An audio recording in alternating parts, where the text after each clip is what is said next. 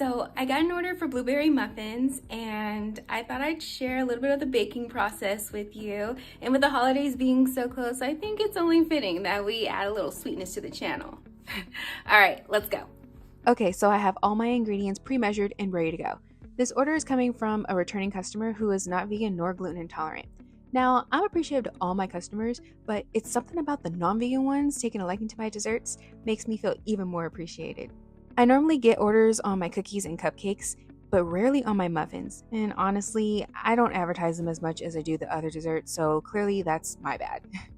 Also, I will share with you, when baking gluten-free, avoid overmixing as much as possible. The goal is to get all the ingredients equally combined. Overmixing the batter can yield rough and tough results, and we don't want rough and tough. We want fluffy and moist. So make sure to keep that in mind when baking gluten-free items. I'm using fresh blueberries for this recipe. Frozen or dried blueberries are okay to use as well. It's just frozen blueberries can lower the temperature of the batter, causing me to have to adjust my baking temperature. And with the ingredients that I use for this recipe, I don't recommend baking at higher than needed temperatures.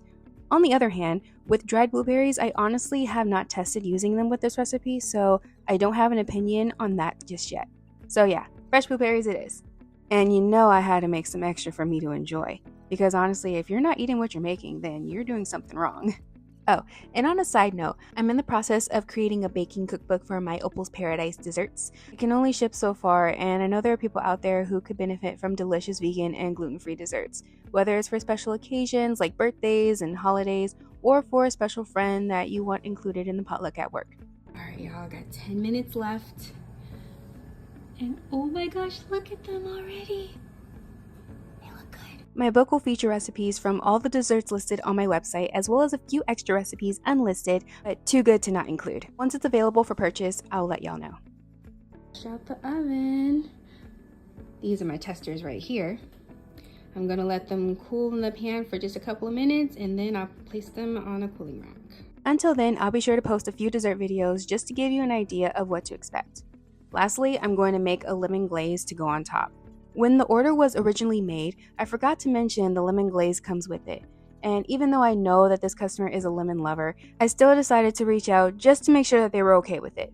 And they said yes, so I was happy because, y'all, this glaze paired with these muffins is amazing. Well, when the consistency is right. I guess I let my excitement get the best of me because it came out a little too loopy. Adding more powdered sugar could have thickened it up, but I'm not trying to send people into a diabetic coma, so I just stuck it in the fridge for a bit and that did the trick. All that was left to do was glaze the tops and place in packaging. If only it were that easy. These muffins were clearly bigger than I thought and did not fit into the packaging I wanted them to go in.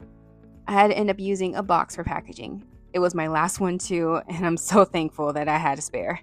Y'all, I'm real big on aesthetic and presentation. For those who don't know, I'm a self-taught baker, and research and Food Network were my teachers. And I fell in love with making food look pretty. I'm not the best decorator, and I accept that about myself. My main focus is making the product taste amazing. So next would be having it look great. And since my natural decor skills are mediocre at best, I rely on packaging. With that being said, I'll be using these cute little tulip liners.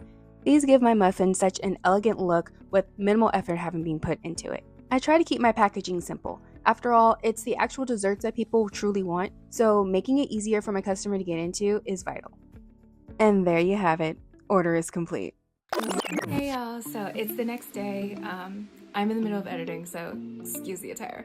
But so I had to end up making a whole new batch of muffins. It's another story for a whole nother day. So yeah,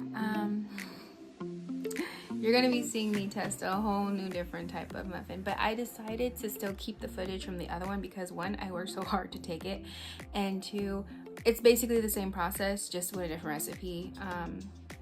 And so I figured it was still worthy of sharing.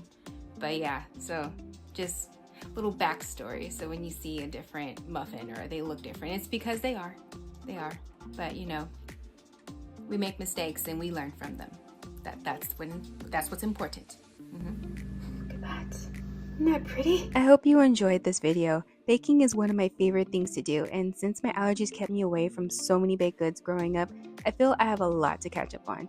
I just want this to last forever. Please like, comment, and subscribe to let me know you like this type of content. And don't forget to share with your friends. Until next time, I'll see you in the next one. Bye!